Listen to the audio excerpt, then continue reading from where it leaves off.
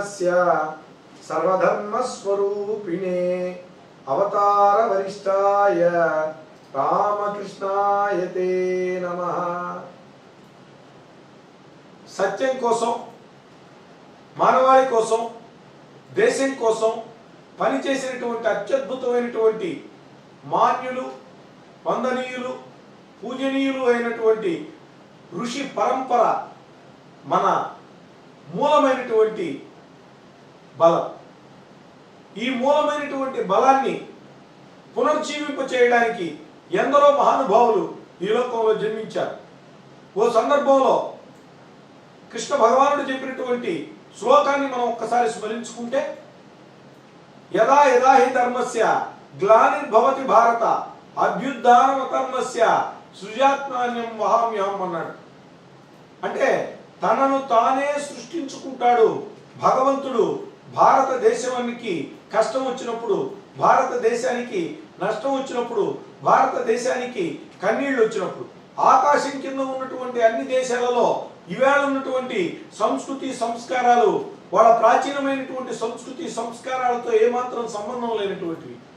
మనం క్రీస్తు పుట్టడానికి పూర్వం నుంచి, లేకపోతే ఇతరత్రమైనటువంటి మత సంపద ఈ ప్రపంచంలో సృష్టించబడడానికి ముందు నుంచి కూడా మన సనాతన ధర్మ వైభవం అంటే ఈ దేశానికి మొట్టమొదటిసారిగా దండయాత్రకు వచ్చినటువంటి గ్రీకులు కానీ, పర్షియన్లు కానీ, అరబ్బులు కానీ, ఆఫ్ఘన్లు కానీ, డచ్ వాళ్ళు కానీ, పోర్చుగీస్ వాళ్ళు కానీ, ఇంగ్లీష్ వాళ్ళు కానీ, ఎవరైనా కానివ్వండి, వాళ్ళందరి సంస్కృతి, వాళ్ళందరి సంస్కారం, వాళ్ళందరి సంప్రదాయం, వాళ్ళందరి ధర్మం కంటే ప్రాచీనమైనటువంటి వారసత్వ బలం కలిగినటువంటి మానవులు మన వారసత్వం నిద్రపోతున్నప్పుడు, మన వారసత్వం మనం విస్మరించినప్పుడు, మన వారసత్వం మనం విడిచిపెట్టి పలాయనవాదం చేసేటప్పుడు పుట్టినటువంటి మహనీయులు ఎందరో ఉన్నారు. ఓసారి రాముడు, ఓసారి కృష్ణుడు, మరోసారి ఆదిశంకరుడు, మరోసారి మధ్వాచార్యులు, మరోసారి రామానుజాచార్యులు, ఓసారి రాణా ప్రతాపసింహుడు, ఓసారి ఛత్రపతి శివాజీ, ఇలా ఎందరో మహానుభావులు పుట్టి ఈ గడ్డని మరింత పవిత్రం చేశారు, ఈ నేలని మరింత పవిత్రం చేశారు, ఈ గాలిని మరింత పవిత్రం చేశారు, ఈ నీటిని మరింత పవిత్రం చేశారు. ఆ పవిత్రతను కొనసాగించే పరంపరలో భగవాన్ శ్రీరామకృష్ణుల యొక్క దివ్య జనని శారదామాత యొక్క మానస పుత్రుడై వారి యొక్క అమూల్యమైనటువంటి, అపూర్వమైనటువంటి, అద్భుతమైనటువంటి, అఖండమైనటువంటి, అనంతమైనటువంటి, అసామాన్యమైనటువంటి మేధో బలాన్ని వారి యొక్క కృపా కటాక్షాల రూపంలో స్వీకరించిన వాడై, పొందినటువంటి వాడై, అనుభూతి చెందినటువంటి వాడై ఈ ఖండం నుంచి అమెరికా ఖండానికి వెళ్ళి అక్కడ వేదాంత దుందుబిని, వేదాంత బేరిని, అఖండమైనటువంటి సింహ గర్జనని, వేదాంత గర్జనని వినిపించి అమెరికా ప్రపంచాన్ని నిశ్చేష్టితులను చేసినటువంటి మహానుభావుడైనటువంటి ఆ స్వామి వివేకానందని అమెరికా వాళ్ళకు ప్రశ్న వేశారు. స్వామీజీ, సత్యం కోసం, ధర్మం కోసం, మీ దేశం కోసం మా దేశానికి వచ్చి మా దేశంలో అపూర్వమైనటువంటి మీ మేధోశక్తితో, అసామాన్యమైనటువంటి మీ ఆత్మశక్తితో మమ్మల్ని గెలిచారు. మీ కృపా కటాక్షాలను మేము పొందాం. అయితే మాకు భయమేస్తూ ఉంది, మీ మీద మాకు ప్రేమ ఉంది, కానీ మేము మా స్వమతాన్ని మేము వదులుకుంటామేమో, మారిపోతామేమో అని భయ ఆందోళనలు ఈ అమెరికాలో లేచినప్పుడు స్వామి చిరునవ్వుతో సుందరంగా సరళంగా నాయనా, నేను ఈ పాశ్చాత్య ప్రపంచానికి వచ్చింది భోగలాలసతతో కూడినటువంటి జీవితాన్ని, చర్మముతో సంబంధించినటువంటి అనేకమైనటువంటి సుఖాలను పొందడమే జీవితంగా భావించేటటువంటి మీ హృదయాలలో మీ మత ధర్మాల పట్ల మరింత పవిత్రతని, మరింత పవనత్వాన్ని పెంచుకునేదానికి ఒక మంచి క్రిస్టియన్, మరింత మంచి క్రిస్టియన్ కావడానికి, ఒక మంచి ముస్లిం, మరింత మంచి ముస్లిం కావడానికి, వివేకంతో కూడినటువంటి జీవన ప్రయాణాన్ని సాగించడానికి అన్ని మార్గాలు ఒకటే, ఒక దగ్గరికే, ఒక లక్ష్యానికే, ఒక గమ్యానికే చేరతాయని చెప్పినటువంటి అన్ని మతాలు, అన్ని మార్గాలు దైవాన్ని చేరుకునేటటువంటివి సత్యమైనవి అని చెప్పినటువంటి మా గురుదేవుల మీద రామకృష్ణ వారి మీద ఏమని,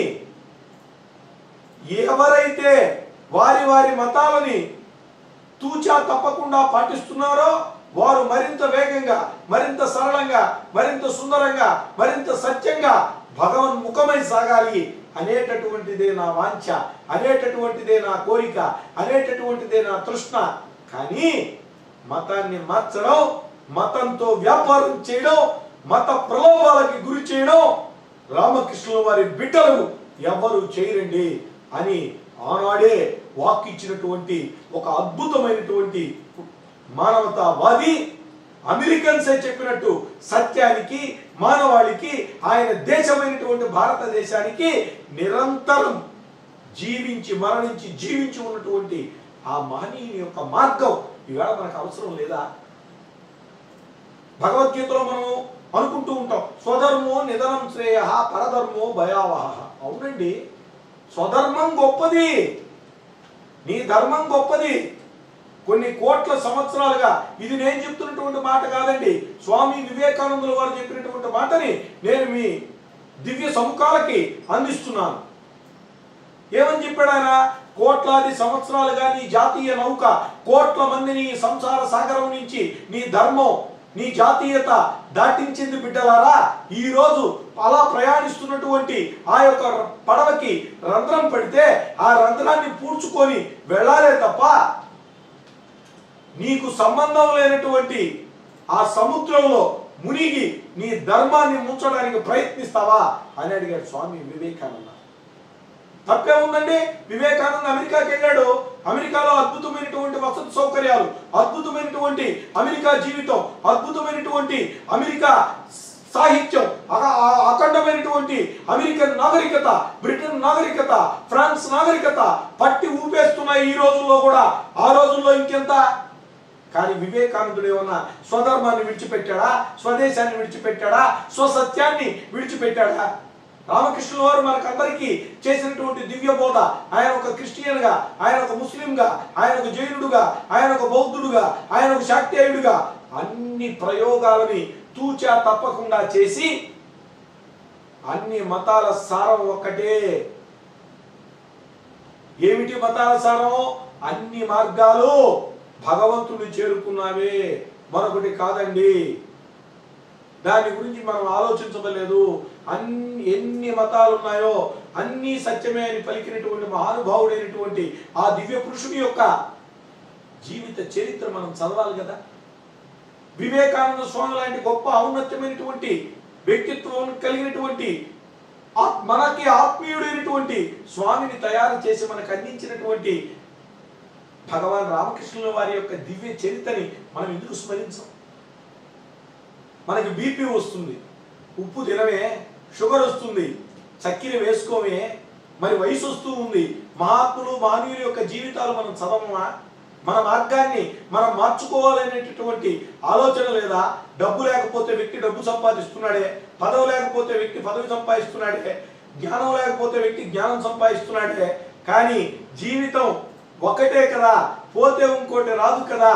ఆ జీవితాన్ని ఎలా సద్వినియోగం చేసుకోవాలో మనం మహనీయుల యొక్క గ్రంథాల యొక్క సారాంశాన్ని పఠించి దాన్ని మన హృదయగతం చేసుకున్నప్పుడు, మన మేధోగతం చేసుకున్నప్పుడు, మన శరీర అవయవాల ద్వారా, మన మనసులో పుట్టే ఆలోచనల ద్వారా, మన యొక్క మెదళ్ళ యొక్క చింతన ద్వారా మనం ప్రయత్నం చేయలేనప్పుడు స్వామి వివేకానంద ఒక సందర్భంలో చెప్పినట్టు చదవగలిగి మంచి పుస్తకాలు చదవని వాడు చదువు రాని వాడి కంటే ఏ రకంగానూ గొప్పవాడు కాదు అన్నాడు. ఎలా అండి? మనం చదువుకుంటే కదా మనకు తెలుస్తుంది. చదువుకోకుండా ఎందుకు ఉండాలి మనం? మరి స్వామి వివేకానంద అమెరికాకి వెళ్ళింది భారతదేశం యొక్క సనాతన ధర్మ వైభవాన్ని చెప్పడానికే గాని ఈ సనాతన ధర్మ వైభవాన్ని వాళ్ళ మీద రుద్దడానికి కాదు. దురదృష్టవశాత్తు మన దేశంలో స్వమతాన్ని ప్రేమించడం ఇక్కడ మతోన్మాదంగా మారిపోయింది. మత ఉన్మాదంగా భావించేటటువంటి ఒక దుర్మార్గమైనటువంటి దశ జరుగుతూ ఉంది. ఒక ముస్లిం మంచి ముస్లింగా ఈ దేశంలో జీవిస్తున్నప్పుడు, ఓ క్రిస్టియన్ మంచి క్రిస్టియన్గా ఈ దేశంలో జీవిస్తున్నప్పుడు, ఓ హిందువు మంచి హిందువుగా ఎందుకు జీవించడండి? ఏదన్నా చెప్తే మూఢనమ్మకం, ఏదన్నా చెప్తే మూఢ విశ్వాసం, ఏదన్నా చెప్తే అజ్ఞాన అంధకారం. ఏమిటండి ఈ మాటలో? ఎందుకు మాట్లాడాలి మనం అట్లా?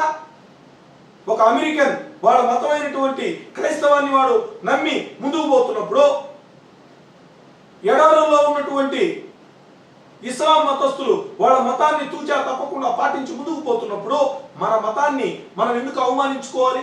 మన మతాన్ని మనం ఎందుకు ఏడాది చేయాలి? మన మతాన్ని మనం ఎందుకు ఎగతాళి చేయాలి? ఏమిటి అవసరం? వివేకానందుడు ఆ మతస్థుడే కదా, రామకృష్ణ పరమహంస ఆ మతస్థుడే కదా, మహాత్మా గాంధీ ఆ మతస్థుడే కదా, చంద్రశేఖర్ ఆజాద్ ఆ మతస్థుడే కదా, అల్లూరు సీతారామరాజు కాళీమాతను పూజించలేదా? రామకృష్ణ వారు కాళీమాతను పూజించలేదా? గాంధీ గారు శ్రీరాముని పూజించలేదా? సర్దార్ వల్లభాయ్ పటేల్ పరమేశ్వరుని పూజించలేదా? అహల్యాబాయ్ హోల్కర్ పరమేశ్వరుని పూజించలేదా? ఝాన్సీ లక్ష్మీబాయి దుర్గామాతను పూజించలేదా?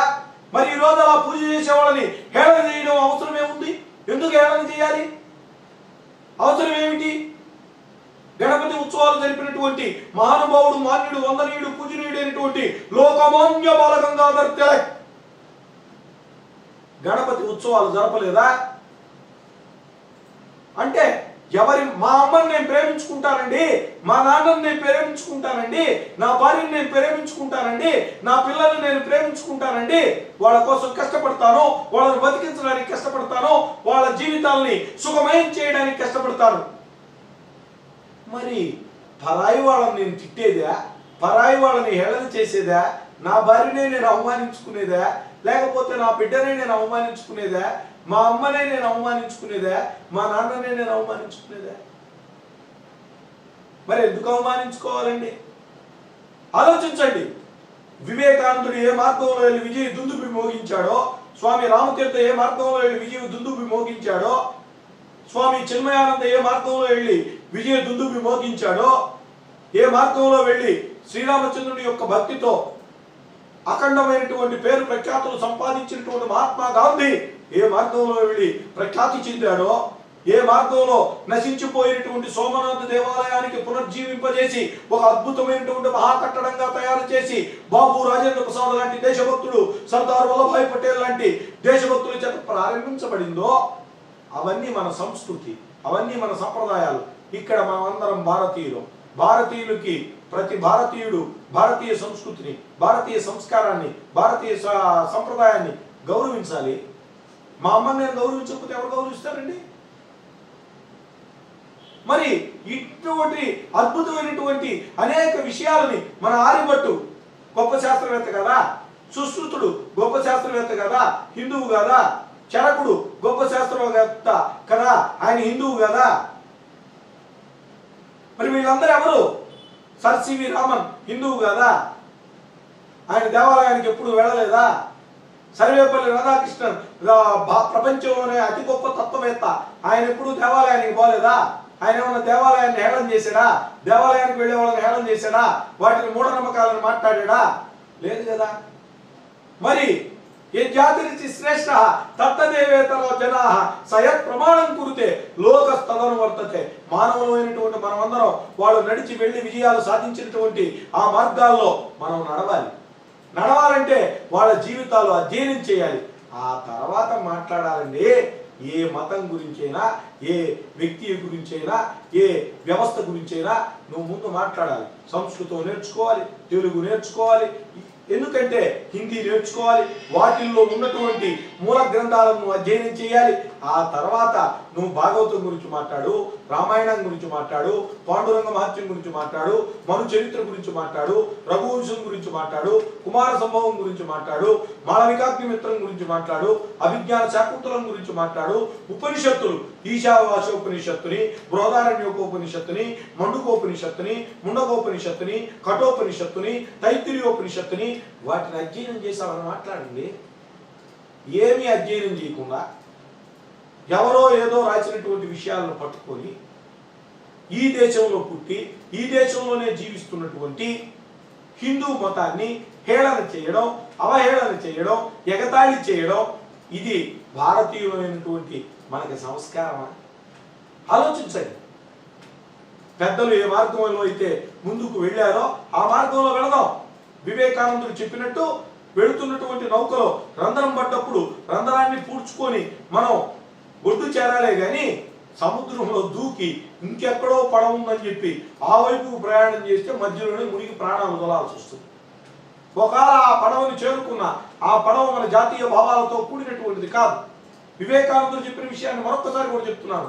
సత్యాన్ని, మానవాళిని, నీ దేశాన్ని ప్రేమించు, ప్రపంచాన్ని కదిలించి వేయగలవు. మనం సత్యాన్ని అన్వేషిద్దాం. మన గ్రంథాలలో సత్యాలు ఏమున్నాయో వెతుకుదాం. మానవాళి ఈశ్వరస్య సర్వభూతాన, అన్ని భూతాలలో అంటే అన్ని ప్రాణులలో ఈశావాస్య జగత్ సర్వం, ప్రపంచమంతా కూడా భగవంతుడి చేత నింపబడి ఉంది అని చెప్పినటువంటి మాట. ఓం సహనావతు సహనౌ భునక్తు కరవే అని అద్భుతమైనటువంటి శాంతి మంత్రాన్ని అందించినటువంటిది. ఓం సహనావతు సహనౌ భునక్తు సహవీర్యం కరవావహై తేజస్వినావధీతమస్తు మా విద్విషావహై. మరి అంత అద్భుతమైనది. తమసోమా జ్యోతిర్గమయ మృత్యోర్మా అమృతంగమయ చెప్పినటువంటి అద్భుతమైనటువంటి మాటలు ఇవన్నీ కూడా హిందూ మతానికి సంబంధించినవి కదా. ఉత్తిష్ట జాగ్రత్త ప్రప్యవరా నిబోధత అని సంస్కృతంలో చెప్పింది. లేవండి, మేల్కొనండి, గమ్యాన్ని చేరుకోండి, అంతవరకు విశ్రమించవద్దని చెప్పింది హిందూ మతంలో మాట కదా. అందులో ఏమన్నా తప్పు ఉందా? అధ్యయనం చేయండి, అర్థం చేసుకోండి, ఆచరించడానికి ప్రయత్నించండి అని మిమ్మల్ని అందరినీ వినమ్రపూర్వకంగా కోరుకుంటూ